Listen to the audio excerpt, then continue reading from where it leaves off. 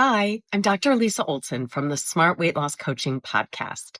I've been working with Julia for almost 100 episodes now, and she has really helped me grow my podcast from basically just my parents, my husband and kids, and my sister as listeners to over 17,000 downloads.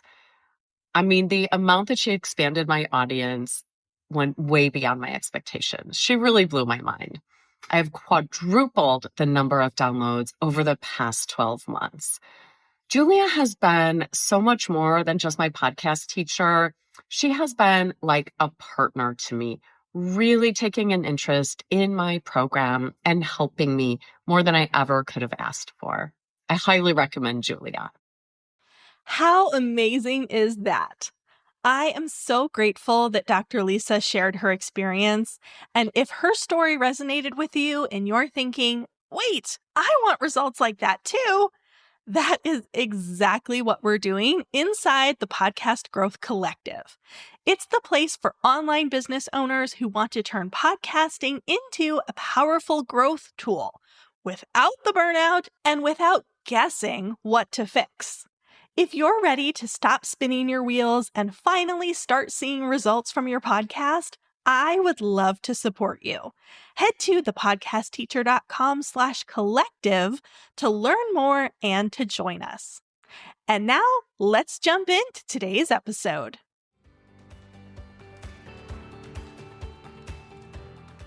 Hey, and welcome back. This is your podcast teacher, Julia Levine, and you're listening to Podcasting for Solopreneurs, the show that helps online business owners grow their podcasts to get more listeners, leads, and sales. Today, we're talking about 5 common podcast promotion mistakes. If you're putting out amazing episodes, but your downloads are not growing, and when you promote your episodes, it feels like you're shouting into the void. No one is paying attention. This episode is for you. You'll learn what these common mistakes are, why they are slowing your growth, and what to do instead. And before we dive in, let me just say that I have personally made every single one of these mistakes at some point in time. So please don't feel bad if I'm calling you out with one of these. I have been there, and awareness is the first step toward improvement. Okay, let's kick things off with mistake number 1. And that is posting that there's a new episode out and calling it quote unquote marketing. This looks like going on to Facebook or Instagram and posting a picture of your podcast cover art or even an episode specific graphic if you're fancy.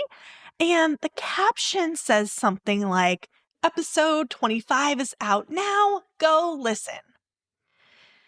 You are then bummed when the post doesn't get likes or comments, and that episode's download numbers certainly have not gone up. But everyone says that you need to promote it on social media, so what is going on? You probably feel like you checked the promote the episode on social media box, and I do give you credit for creating awareness.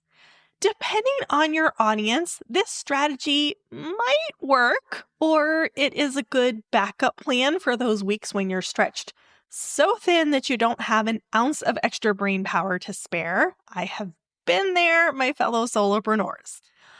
But if you want to level up and actually drive traffic to your podcast from your social media accounts, you need to give people a reason to care. So the graphics are fine, but the caption is where we really want to put some effort in. No one is stopping mid-scroll to go listen to a podcast just because they saw a caption that says, "New episode is out." People need a reason to care, a reason to click, a reason to give you their time and attention. So instead of just announcing the episode, tease it. Help them see what's in it for them and why it's worth their time.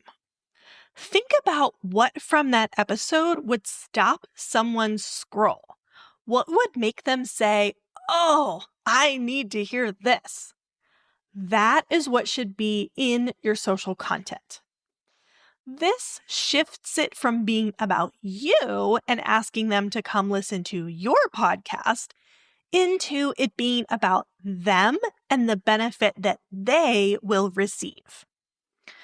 Okay, mistake number 2 is skipping search engine optimization. If you are not optimizing your episode titles for search, you are making it harder for people to find your content.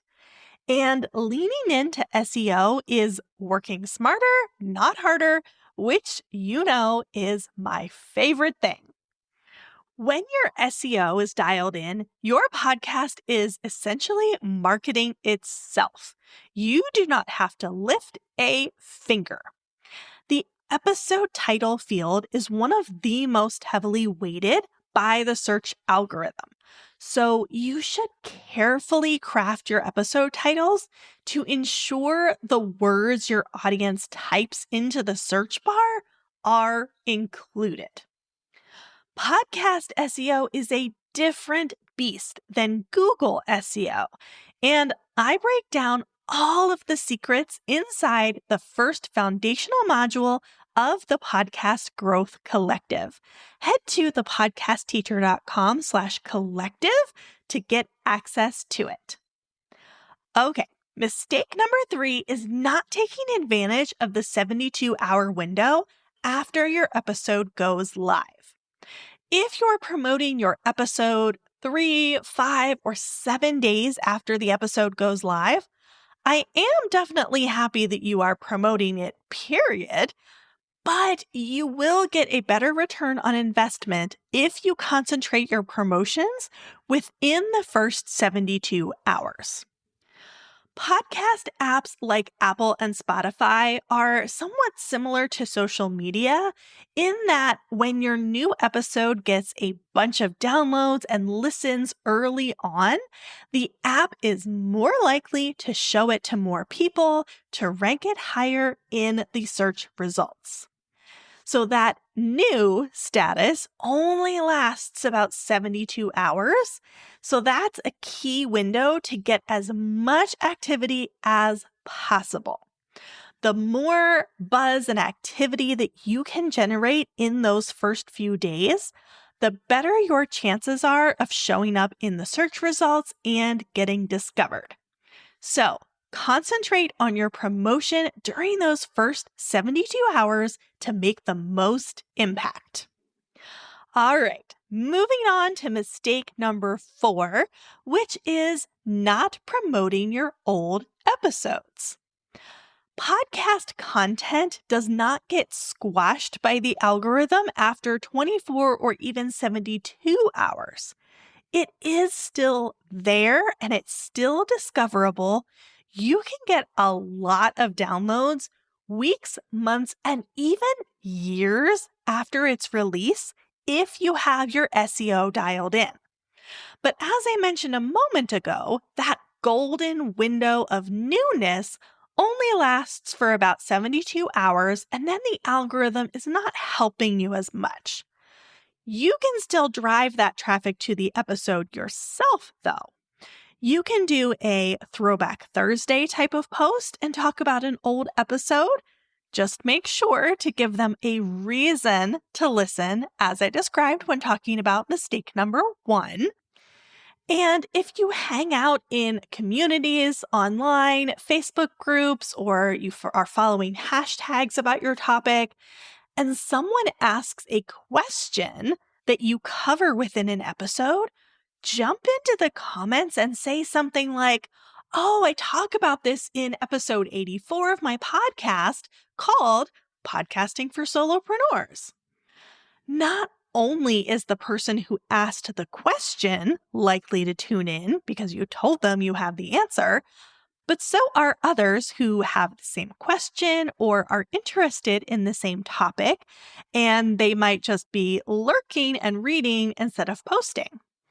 Of course, you want to be mindful of any group rules about sharing resources or self-promotion, but many times admins are okay with this since it is sharing a resource to help a fellow member. There's no ask for personal information like an email address, and you don't need to share a link in order for someone to find the episode. Just tell them the name of your podcast. I have gotten a lot of traffic to old episodes by using this method, so I highly recommend it. All right, and mistake number 5 is not repurposing your podcast content.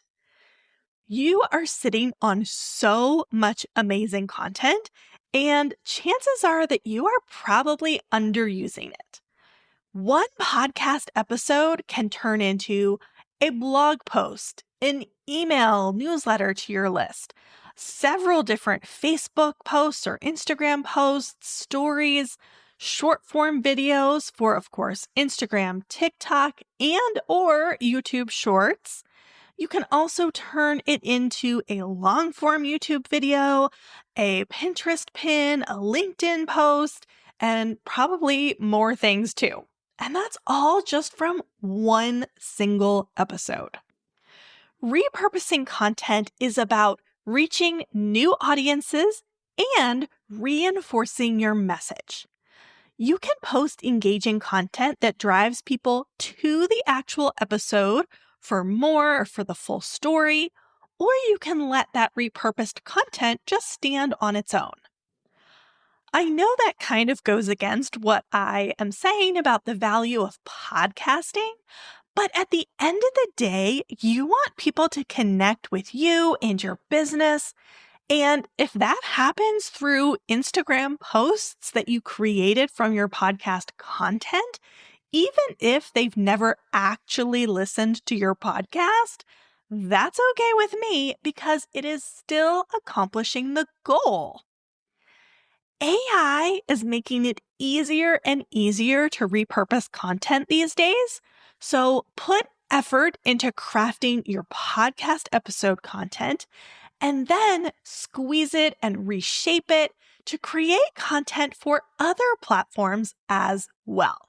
Again, we want to work smarter, not harder. So there you have it. Those are the 5 common podcast promotion mistakes.